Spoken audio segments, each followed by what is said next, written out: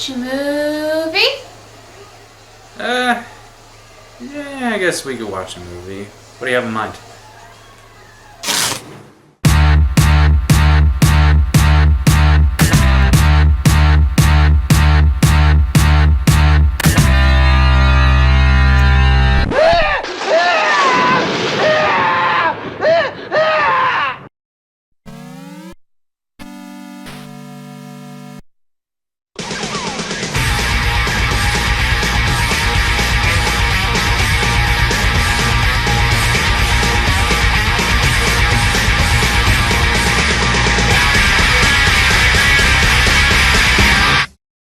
Sega CD. You either love it or hate it. For some, the Sega CD is nothing more than a failed accessory with an odd assortment of games that rely on subpar full-motion video rather than gameplay. Others feel it's a solid piece of hardware that offers up plenty of awesome games taking full advantage of the unit's capabilities.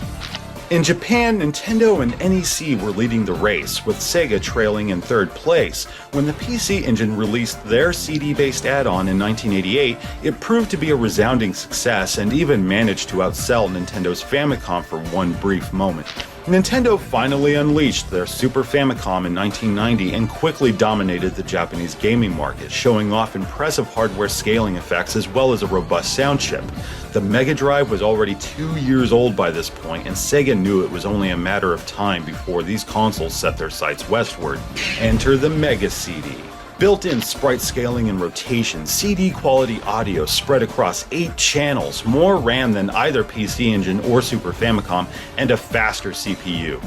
Mega CD, or Sega CD as it's known here in the States, came in many configurations, much like the Genesis, the most common of which are the Model 1 and Model 2, each complementing their respective Genesis designs, though a Model 1 Genesis will work with a Model 2 CD and vice versa.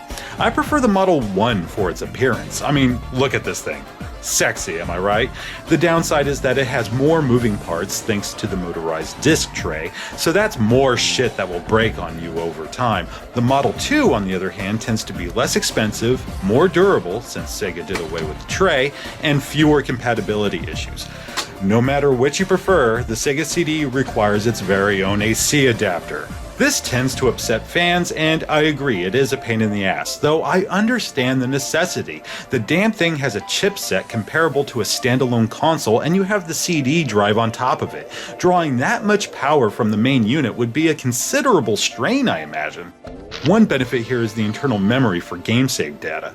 It's not a lot, but there are RAM carts available. If you're a fan of role-playing games, it's essential, for they consume massive chunks of memory.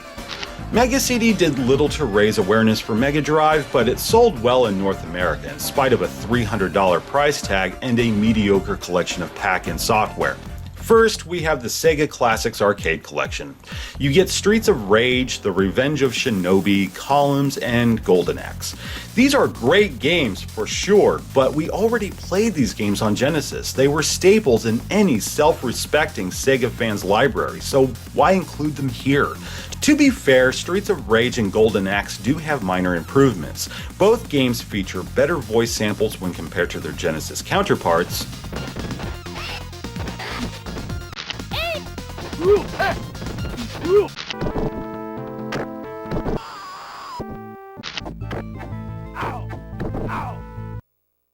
The best part is that, unlike the Genesis port, music doesn't cut out whenever somebody screams or grunts. That's all well and good, but for whatever reason, the multiplayer option's been removed. Why? Streets of Rage and Columns still have multiplayer, why not Golden Axe? It doesn't make any sense. Ultimately, the arcade collection is redundant. Most Genesis fans have these games, and the Sega CD gives you little reason to favor this disc over their cartridges. This is a problem that plagued Sega CD later on. Many games were simply Genesis ports. So often they were the same exact game with very few changes other than audio and full motion video. Next, we have Sherlock Holmes, Consulting Detective. This one relies heavily on full motion video. Like so many stories featuring one of my favorite detectives, you meet a client, search locations, read newspapers for clues, talk to witnesses, standard stuff. You gotta find enough clues so you can go before a judge and solve the crime. But I've yet to crack a single case, and why? Because this game is fucking boring. The production itself is on par with an above-average stage play, though our dynamic duo is somewhat stuffy and lack chemistry. Ah, you must be referring to the affair of the mummy's curse. Has the entire city in an uproar. 3 men dead, and they expect us to believe that the 4,000-year-old mummy was the murderer. I'm surprised you haven't taken some interest in this case, Holmes. To the contrary, my dear Watson. I have made some inquiries, because I dare say I do believe this murderer is a much younger chap. Here I thought the Guy Ritchie movies were dull and lifeless. Well, that was mild. People say a lot worse than that. Another issue I have is the lack of music. Seriously, a lonely violin would have gone a long way here. Rifling through clippings made me fucking drowsy. Yes, thank you for your input. What can I say? I'm no Sherlock or Will Somerset. Stupid son of a... Then we have Soul Feast. Now this is a damn fine game, so long as you enjoy shooters, and I do. I suck at these games, but I find them incredibly exciting. It may not be as imaginative as Biohazard Battle on Genesis, though it's certainly addictive and an absolute pleasure for the senses. The visuals are sleek and polished, very little lag in spite of blankets of bullets, enemies, and debris. The cinemas are sharp and colorful. I'm not entirely sure if this counts as full motion video, but it's very crisp. I'm sure this goes without saying, but the soundtrack is awesome. I ripped this to CD ages ago so I could spin it on my way to work. Soul Feast was later ported to Genesis minus the soundtrack and cinemas. Yeah, this game can be done on Genesis. However, I feel it looks and sounds best on disc, but that's my opinion. Aside from the games, we were given rock paintings and hot hits, with the latter serving as a simple sampler. Rock paintings is a CD plus G disc. Remember those? Yeah, these were popular among karaoke enthusiasts, and I believe they're still used to this day. Honestly, it's nothing special. Sega used this collection of software to justify the price to consumers, stating the content alone was worth $300. Early adopters bought into it, selling 200,000 units by the end of 1992. So, why is it seen as a failure? That is a loaded question. First, the unit was rather expensive. For a peripheral, $300 is a lot of money.